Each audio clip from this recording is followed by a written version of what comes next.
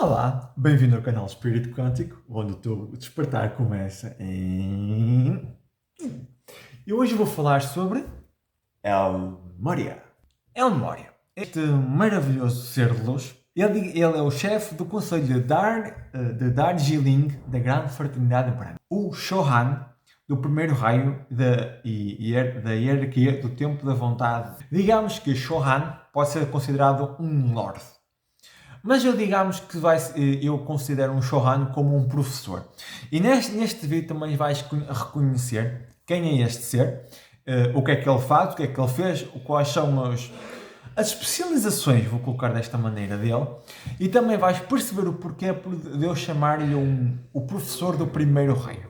O Templo da Vontade de Deus está situado no plano etérico, sobre a cidade de Darjeeling, na Índia. É o fundador da Summit Lighthouse, também é um guru, foi um dos instrutores dos mensageiros de Mark L. Prophet e também Elizabeth Clare Prophet. O El Moria representa os atributos divinos da coragem, da exatidão, do poder, da franqueza, da autoconfiança, segurança, também da fé e também da iniciativa. Estas qualidades são as qualidades de Deus Pai, que são atribuídas ao primeiro raio, que é o raio azul. E estas também são as qualidades do estadista, o executivo e também o governante.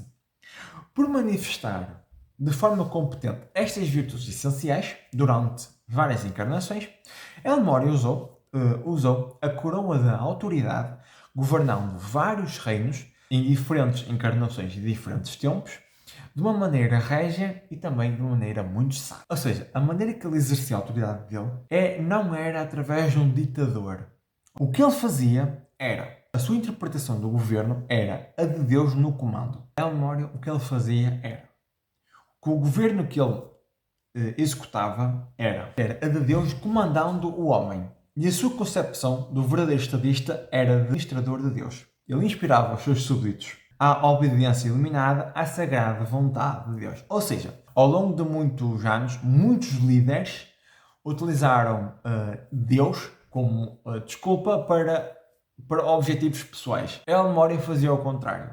El Moria dizia, atenção, Deus é que comanda, Deus não sou eu. Vamos então começar com as encarnações de El Moria. E através das suas sucessivas encarnações, tu vais perceber porque é que ele tornou-se um professor muito experiente no primeiro raio. Então, ao longo das suas encarnações, até o presente estado ascenso de El Moria, ele esteve ativamente envolvido no seu serviço à luz. Como filho de Enoch, que andou com Deus e já não era, porque Deus para si o tomou no ritual da ascensão, como um dos videntes que penetrou nas oitavas superiores na antiga terra de Ur, como um nativo da Pérsia que adorava o Deus único, Ahura Mazda. Nessas e muitas outras encarnações, aprendeu a fazer experiências com as eletricidades divinas, tornando-se cada vez mais consciente do poder espiritual que flui através do homem, ou seja, através da energia e da conexão que nós temos com Deus. Mais tarde, tornou-se perito no uso construtivo do Fohat, ou seja, que é o misterioso poder elétrico da consciência cósmica, quiescente ou ativo, que impele a força vital que, quando eu colocar em ação por fiates divinos, ou seja, de maneira divina, move as evoluções do universo, de uma galáxia, de um sistema solar ou de um ser humano, do princípio até a conclusão da sua missão. Ou seja, em cada encarnação sua, ele percebeu que havia algo a mais do que existia naquela altura. Não era só chegar, comer, beber, andar à praia e está feito. Não. Existia algo a mais. E essa conexão com Deus e essas experiências, ou melhor, essas pesquisas que ele fez e depois de todo o conhecimento que tinha e através da sua experimentação de todas as informações, ele conseguiu aceder às eletricidades divinas, ou seja, aceder às qualidades divinas do nosso Deus Pai. E ele percebeu que quando utilizava essa energia, ou seja, esse forrat, ou seja, essa eletricidade divina, ou seja, quando ele percebeu que utilizava esse poder, digamos assim, ou essas habilidades, digamos assim, de uma maneira muito positiva, ele percebeu que estas energias, através de conhecimento e experiências, que são as energias necessárias para para fazer a movimentação do universo de uma galáxia. Ou seja, tudo que nós conhecemos agora como Kishi, Prana, os livros que nós temos, Bíblia, os livros dos Sutras, o Evangelho segundo o Espiritismo, Allan Kardec e muitos outros livros explicam como fazer isso. E também o que nós chamamos agora de chakras, que são os centros do nosso poder divino, como Abraão. El Morya encarnou como Abraão, cerca de mais ou menos 2100 a.C., que foi o primeiro patriarca hebreu, ou seja, o protótipo e o progenitor das 12 tribos de Israel. O judaísmo, o cristianismo e o islamismo têm a sua origem em Abraão. Embora os eruditos tenham assumido que ele era uma figura mítica ou um semita nómada ou seminómada, as descobertas arqueológicas desde a Primeira Guerra Mundial corroboram o retrato de Abraão traçado pela Bíblia, ou seja, o Abraão realmente existiu. Em resposta ao chamado do Senhor, como está escrito na Bíblia, Abraão deixou a terra de Ur, a principal cidade da Suméria, abandonando a cultura e os cultos da Mesopotâmia, numa época em que aquela civilização estava no seu auge. O Senhor, ou seja, Deus Pai, disse-lhe para dirigir à terra em que ele tinha que ir e prometeu torná-la uma grande nação. O livro do Gênesis descreve Abraão como um homem que possuía um grande rebanho, comandava um exército privado e era reconhecido pelos chefes, líderes vizinhos, como um príncipe poderoso. Digamos que ele também é o arquétipo do homem de fé. Porquê? Porque ele recebeu o teste supremo de fé quando Deus lhe pediu para sacrificar seu filho Isaac. Abraão esperou durante muitos anos até que Sara desse à luz o seu filho Isaac, que era o cumprimento da promessa do Senhor de multiplicar a sua semente como as estrelas do céu. Abraão obedeceu. Mas quando ergueu a faca para matar seu filho, o anjo do Senhor deteve-o, e Abraão ofereceu um carneiro no seu altar. Devido ao relacionamento pessoal de Abraão com Deus e à sua fé exemplar, tanto nas escrituras cristãs como muçulmanas o descrevem como o amigo de Deus, ou também El Khalil, na linguagem árabe do Alcorão.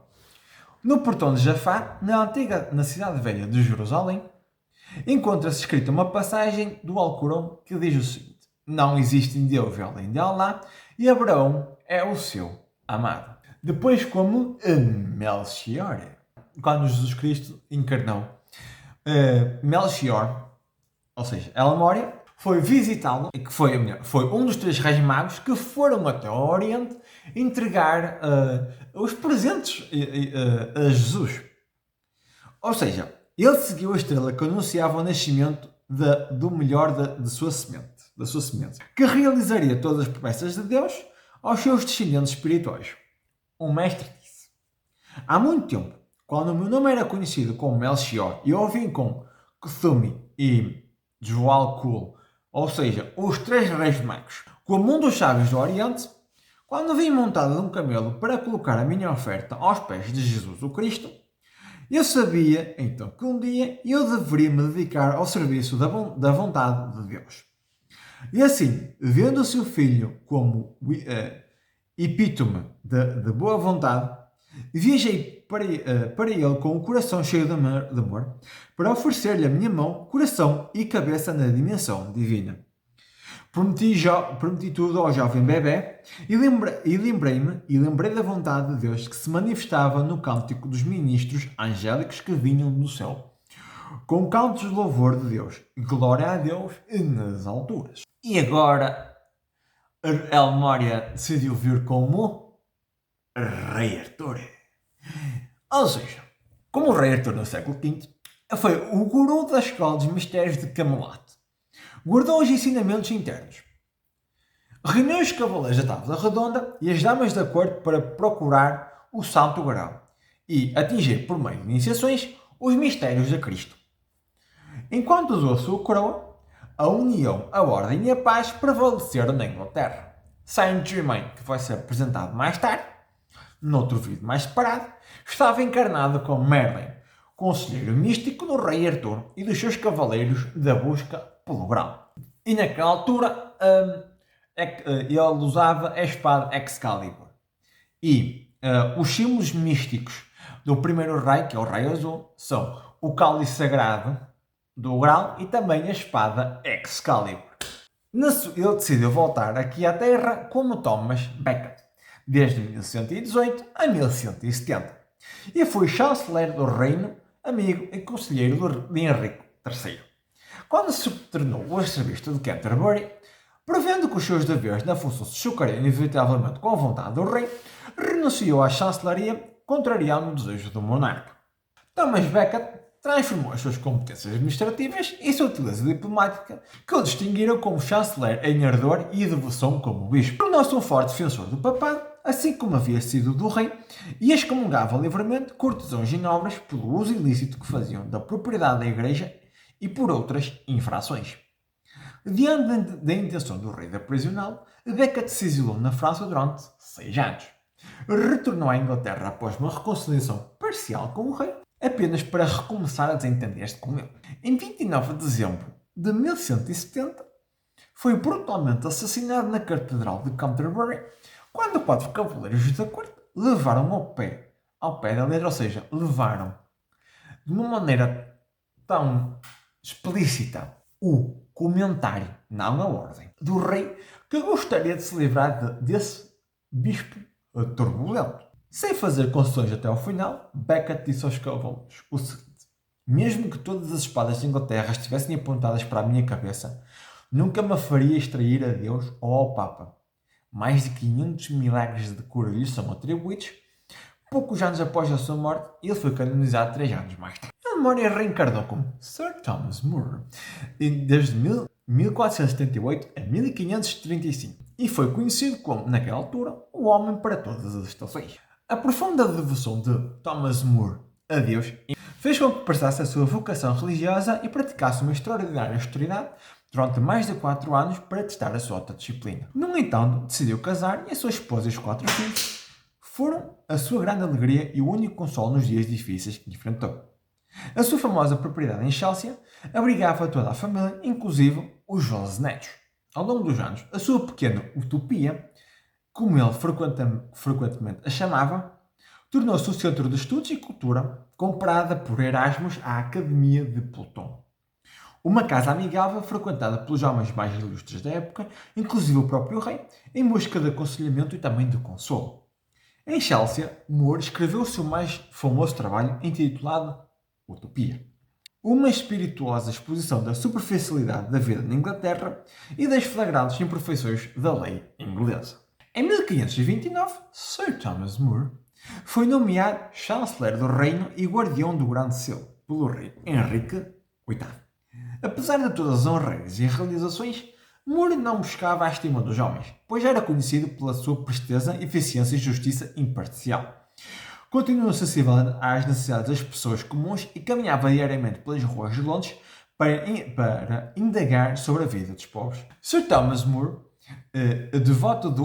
devotou-se ao cumprimento dos seus deveres com maior zelo até que Henrique, necessitando de um herdeiro para o trono que não tinha, declarou nulo o seu casamento com Catarina de Aragão e anunciou a sua intenção de desposar Ana Bolena. Como o divórcio foi realizado sem aprovação papal e em direta oposição às leis da Igreja, More recusou-se a apoiar a decisão do rei. Em 1532, no auge da sua carreira, renunciou ao cargo e retirou-se para Chelsea, onde, profundamente preocupado com as heresias da revolta de Lutero, continuou a escrever em defesa da fé católica. Sem amigos e sem cargo, More e a sua família viveram na maior pobreza. Mas, no entanto, Henrique sentiu-se insultado pela desaprovação pública expressa pelo chanceler e procurou difamá-lo para restaurar a sua imagem real. Quando More se recusou a fazer o juramento de supremacia, ou seja, que implicava na rejeição da supremacia papal, Thomas More recusou-se a fazer o juramento de supremacia, que colocava em que ele aceitava Henrique VIII, o supremo líder da Igreja da Inglaterra. E o que aconteceu depois disso? Foi preso na Torre de Londres. 15 meses mais tarde foi condenado por traição devido a um falso testemunho.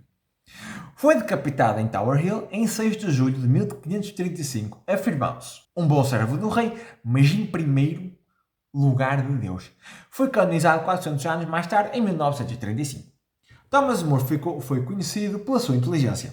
O autor Anthony Kenny observou que More foi a primeira pessoa a encarnar o peculiar ideal inglês de que o homem bom não enfrenta as adversidades e as crises com a resignação silenciosa, nem com a sublime afirmação de princípios, mas sim com um gracejo. Ou seja, um dos maiores recentes biógrafos disse apropriadamente que Moore nunca foi tão espirituoso como nos momentos em que estava menos divertido.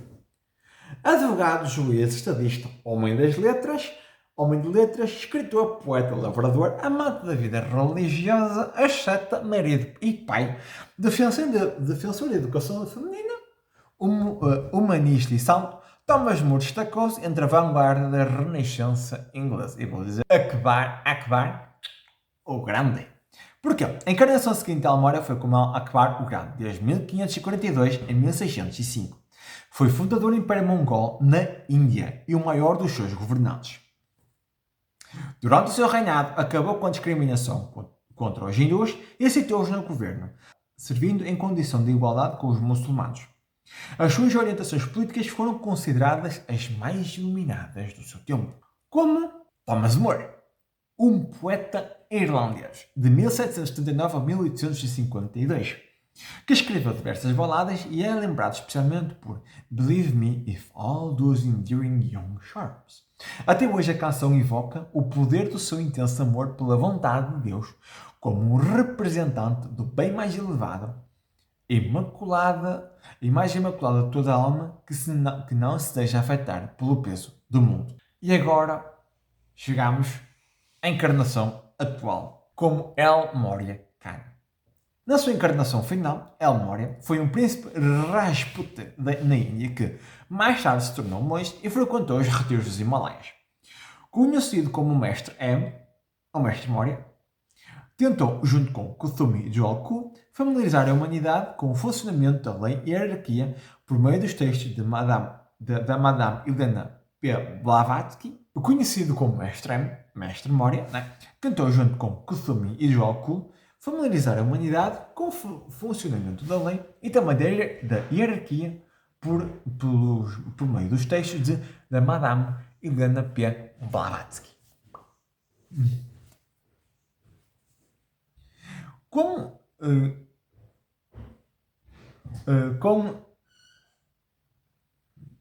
o mestre Kuthumi e também com Saint-Germain fundou a Sociedade Teosófica. Morya ascendeu em 1898 e continua a trabalhar desde então pela manifestação de um governo divino na Terra por meio da chama da boa vontade e dos seus chelas encarnados, ou seja, e dos seus discípulos encarnados. Através das várias encarnações, El Morya sempre teve uma conexão muito, muito profunda, mas uma conexão muito pura com Deus. Não foi durante uma vida, foram durante várias e várias encarnações. E em cada encarnação que ele tinha, por isso é que eu chamei-lhe de um professor especializado neste tipo de ensinamentos, podemos verificar que através dessas encarnações, durante todas as suas jornadas e temporadas na Terra, ele foi desenvolvendo e estas características bonitas. Ou seja, por isso, através do seu amor por Deus, através da obediência a Deus, através da fé, da conexão, da coragem com Deus, ou seja, ele tornou-se um professor tão experiente que ascendeu, ou seja, como ele tinha tanta experiência, tornou-se então o professor, ou seja, o dirigente primordial, ou o professor principal, ou um dos professores principais do primeiro rei. E se queres saber mais do primeiro rei, tens aqui o vídeo na descrição. Ora bem, o significado do seu nome. El Morya diz que o seu nome é Maraya. Ma representa as influências maternas de Deus. Ra representa o pai, as influências masculinas de Deus, chamadas pelos antigos egípcios de Ra. Hoje o chamamos de raio, como um raio do sol. Ya é o iode flamejante, ou o poder do Espírito Santo. A terceira parte da trindade da consciência divina. El, no hebraico antigo, refere-se a Elohim, ou também a Deus. Assim o nome de Morya El, ou Maraya El, encontramos um ser sem nome que deliberadamente escolheu um nome para glorificar a Deus e a quem foi dado um novo nome que ele usou, que glorifica a Deus. Ao analisar muitos nomes dos grandes seres, mesmo Sri Magra, E outros antes deles, descobrimos que sempre os nomes foram identificados com a divindade porque os próprios indivíduos foram absorvidos pela divindade. A missão de El Morya hoje, ou seja, ele, através das suas consecutivas encarnações e constantemente demonstrar as qualidades do primeiro rei, que é o Rei Azul, e ele é chefe do Conselho de Darjeeling. Ou seja, El Morya é o hierarca do Templo da Boa Vontade no plano etérico sobre a cidade de Darjeeling. Na Índia, no supé dos Himalaias. Esse retiro é um mandala e um campo de força que é usado pelas hierarquias solares para libertar incrementos de energia cósmica para o planeta. Juntamente com os membros do Conselho de Darjeeling, os irmãos do Coração Diamantino, que servem neste retiro sobre a memória, ajudam a humanidade organizando, desenvolvendo e dirigindo e também implementando a vontade de Deus como base para todos os movimentos organizados de sucesso. A memória diz: o meu serviço continua no retiro da Fraternidade de Darjeeling, onde estou aconselhando, com outros irmãos da vontade de Deus, tanto estas evoluções da Terra que servem nos governos das nações, que servem como professores, cientistas e músicos, e aqueles que controlam o fluxo da vontade de Deus, que é o poder, que é a abundância dos suprimentos. A vontade de Deus é aplicada em todos os níveis do empreendimento humano, pois a vontade de Deus é a matriz de todo o projeto. É o fundamento de toda a tarefa. É o esqueleto do vosso corpo. É a energia física. É o fogo eterno. A vontade de Deus é o diamante ardente nos vossos corações. A mente brilhante de Deus é o coração de qualquer empreendimento. Funcionários públicos, líderes mundiais e comunitários e detentores de cargos públicos são instruídos entre encarnações e os seus corpos mais refinados durante o sono para renovar o ímpeto de memória para um propósito e atualizar a sua compreensão dos meandros da vontade de Deus na política, religião, negócios e também na educação.